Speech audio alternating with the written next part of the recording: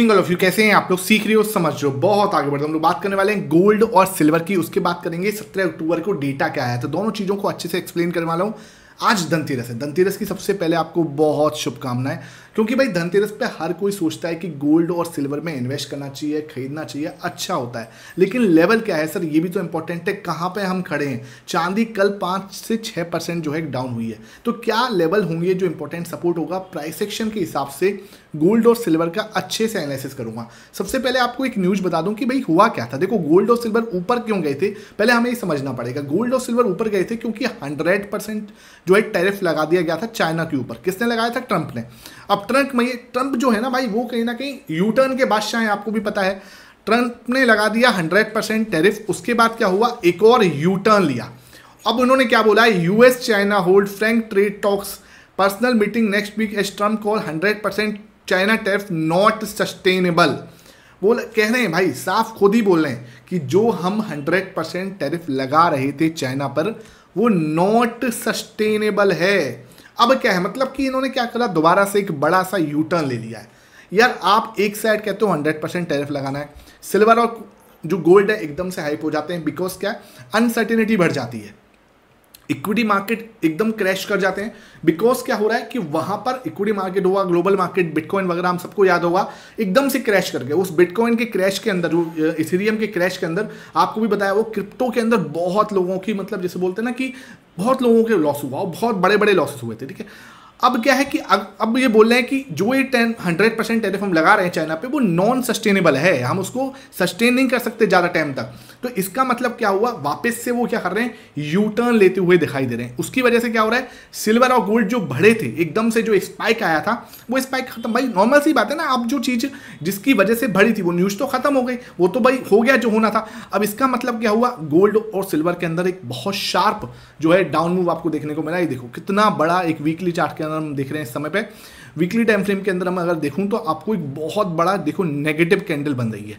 अब इस negative candle में हमें क्या सोचना है, सर कौन सा लेवल मेरे लिए इंपॉर्टेंट होगा। मैं आपको अगर सिल्वर को दिखाऊं यहाँ पे, तो आपको समझना पड़ेगा 21 का मूविंग एवरेज मेरा कहाँ पे है।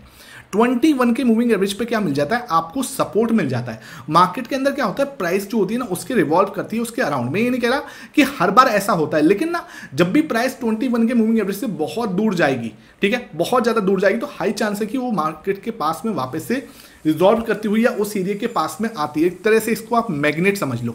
क्या ये मैग्नेट है? ठीक है, मैग्नेट क्या करेगा, इसको अपनी साइड खींचता है। तो जैसे ही अपनी साइड खींचेगा तो क्या होगा, उसका वैल्यूएशन जो होता है वो सही हो जाता है। इस समय पे वैल्यूएशन हाई पे, बहुत ज़्यादा हाई है। ठीक है, तो क्या मैं अपनी बात करूंगा, मैं यहाँ पे कोई आपको बाई या सेल रिकमेंडेशन नहीं दूंगा, आपको खुद अपना दिमाग जरूर लगाना है, बिकॉज ये आपका पैसा है। लेकिन अगर मेरे से कोई पूछेगा तो क्या मैं इस समय गोल्ड और सिल्वर में इन्वेस्ट करूंगा या खरीदूंगा, तो मेरे लिए भाई बिल्कुल भी सही जगह नहीं है। क्यों सही जगह नहीं है सर?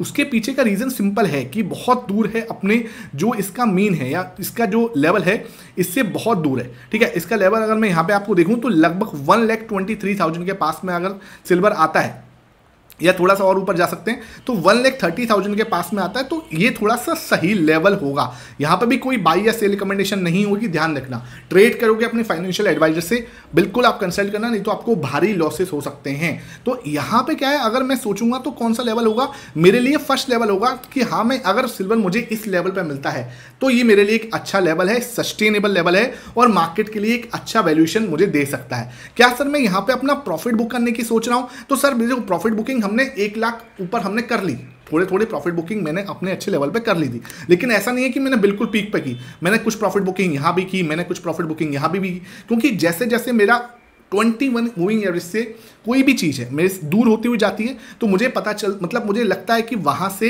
मार्केट बहुत ज़्यादा देर सस्टेन नहीं करेगा, थोड़ा सा वापस नीचे आ सकता है। ये स्ट्रेटेजी मैंने आपके साथ शेयर की हुई है। यूट्यूब पे आप जाओगे, मेरे इंपॉर्टेंट वीडियोस में प्लेलिस्ट मिलेगी, वहाँ पर जाके सेटअप मैंने आपके साथ शेयर किया हुआ, जाके आप उसको जरूर देखो। आज सुबह भी 12:30 बजे मैंने आपके साथ ट्रैप वाला सेटअप डाला था, उसको आपने नहीं देखा, जरूर देखना, बहुत इंपॉर्टेंट लर्निंग मिलेगी।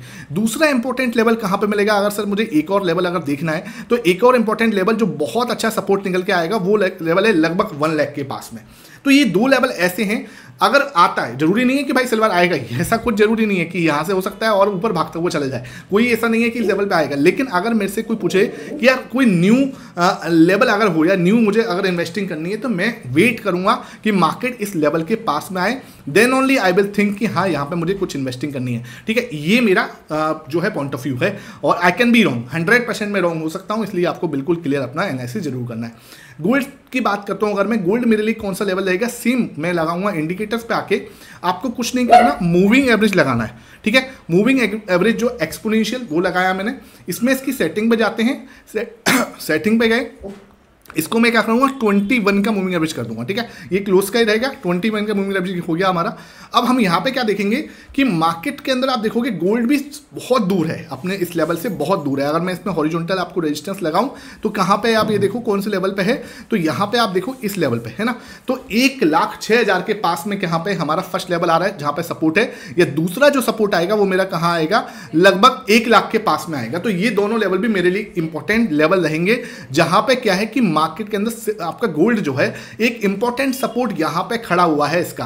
तो मुझे अगर कोई बोलेगा फ्रेश क्या मैं यहां बाई करूंगा, बिल्कुल भी नहीं, बिकॉज देखो एक तो नेगेटिव पैटर्न बना हुआ है, दूसरी चीज 21 मूविंग एवरेज से बहुत ज्यादा दूर है, और 21 का मूविंग एवरेज जो है वो सस्टेनेबल करता है, एक मैग्नेट की तरह काम करता है। क्या मतलब यहां से आपको क्या लगता है सर गोल्ड नीचे जाएगा, बिल्कुल मैं ऐसा नहीं कह रहा, समझ लो बात को। क्या हो सकता है अगर ये यहाँ पे भी टाइम स्पेंड कर देना थोड़ा सा, अगर मार्केट अगर गोल्ड यहाँ पे भी टाइम स्पेंड कर देगा थोड़ा थोड़ा, ऐसे करके इसने 2-4 वीक अगर इस लेवल के पास में बिता दिए, तो ये 21 का मूविंग एवरेज थोड़ा ऊपर की साइड खिसा के आएगा। ये ऐसा नहीं होता कि ये बिल्कुल नीचे ही आना चाहिए, लेकिन थोड़ा सा अगर ये नीचे आता है और थोड़ा इधर टाइम पास भी करता है, तो 21 का मूविंग एवरेज थोड़ा ऊपर की साइड शिफ्ट हो सकता है। तो मेरे लिए जो इंपॉर्टेंट सपोर्ट लेवल रहेगा वो 21 का मूविंग एवरेज रहेगा, जो आपको बिल्कुल मार्क करके चलना है। वीडियो पसंद आ रही है तो भाई लाइक जरूर कर दिया करो, क्योंकि ये इस टाइप का लर्निंग सेशन ना आपको पूरे यूट्यूब पे यहां मिलता है। कल वाला सेशन नहीं देखा था जहां मैंने आपको बिल्कुल प्योर लर्निंग दी थी, उसको आप जरूर देख लेना। अब बात कर लेते हैं सर, डेटा आपने नहीं बताया था कल, बिकॉज सर डेटा आया ही नहीं था, तो बताता भी कैसे मैं आपको दिखा देता हूं क्लाइंट ने क्या किया है कल। तो क्लाइंट ने, इसको हम देख लेते हैं क्लाइंट ने क्या किया था यहां से।